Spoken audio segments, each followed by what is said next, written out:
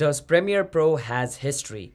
Yes, Premiere Pro does have history, but you cannot just like click on it to see your history. No. So basically what you can do is, let's say you made like, some kind of changes or cut in timeline. Now you want to go back. Now these like cuts is going to be saved on your history. So on your keyboard, just press Ctrl and Z and it'll go back. Now if I press Ctrl Z again, it'll undo this again and again. Now if I want to go like, in the future again, where I want this cut to appear again, like let's say I deleted a cut by mistake, I want it to reappear again, I need to press Ctrl Shift and Z.